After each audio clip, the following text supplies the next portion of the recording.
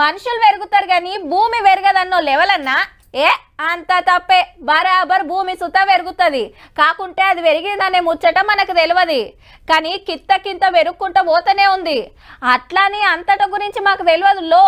మన తెలంగాణల జాగల గురించే చెప్తున్నాం. అవునా, మాకు నిరుడు 2 ఎకరాలే ఉంది, ముందటేడు 2 ఎకరాలే ఉంది, ఇప్పుడు 2 ఎకరాలే ఉందేంది? అయితే పండుగ వెళ్ళినాక మంచిగా సర్వేర్ని పట్టుకొచ్చి కొల్పియాలబ్బా అని ఆత్రపడేరు. దానికో లెక్కుంది. ధరణికి దండేసి దండం పెట్టాలరా నాయన, లేకుంటే ఏంది పాస్బుక్ లో తక్కువ ధరణిలు ఎక్కువ. ఫీల్డ్ మీద ఉన్నదానికంటే 6.5 లక్షల ఎకరాలు ధరణిలు ఎక్కువ చూపిస్తున్నదంటే ఎట్టున్నదో చూడండిగా. అందాజా ఊరికో 1000 ఎకరాలుంటే 1200 రికార్డుకి ఎక్కింది. 17 రికార్డులలో బై నెంబర్లు వేసుకుంటా పోయే వరకు ఏడాది కింద పెరిగి గింత అయ్యింది ఇప్పుడు. సరే అప్పుడంటే ఆఫీసర్ల లాపర్వా టెక్నాలజీ లేదనుకుందాం, కానీ మనోళ్ళు ధరణి తెచ్చిందే గసంటి తప్పు లేకుండా చూస్తాను కాయే.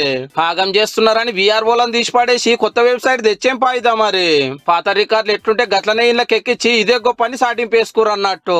ఇక ఏమున్నది, పాస్బుక్ ల మీద తక్కువ, ధరణి వెబ్సైట్లు ఎక్కువ. ఇక కొందరికి ఎకరం ఉన్నోళ్ళకి ఎకరన్నర చూపిస్తే రైతు బంధు ఎక్కువ వస్తుంది కాబట్టి అసంటి వాళ్ళు సప్పుడు కాకుండా ఊకున్నారు. తక్కువ వాడోళ్ళు ఆఫీసుల చుట్టూ తిరిగినా పని అయితే లేదు. ధరణి తెచ్చినప్పుడు మొత్తం భూములు కొలుస్తాము, సర్వే నెంబర్లు సెట్ చేస్తాము, గెట్లు బందోబస్తు చేస్తామన్నారు. కానీ అవేం చేయకుండా రప్ప కంప్యూటర్లకు ఎక్కించే వరకు గిన్ని తిప్పాలు. 2017 డిసెంబర్ లో రెవెన్యూ రికార్డుల ప్రక్షాళన పేరుతో తీసుకున్న కార్యక్రమం రైతు బంధు పేరుతో చాలా తక్కువ మందికి వాళ్ళ హక్కు పత్రాలు అందినాయి. అప్పటి నుంచి ఈ సమస్య. ఇక ధరణిని అడ్డం పెట్టుకుని అసైన్ భూములు కొట్టేసిరని అదో లొల్లి ఉండే.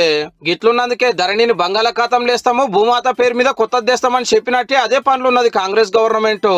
ఆల్రెడీ ఓ మల్క ఊకొని చర్చలు చేసింది ధరణి కమిటీ. ఫీల్డ్ మీద పోయి సర్వే చేస్తే తప్ప దీన్ని జగబెట్టుడు కష్టమట. ఇదంతా కావాలంటే ఎన్ని రోజులు పడుతుందో ఏమో పో.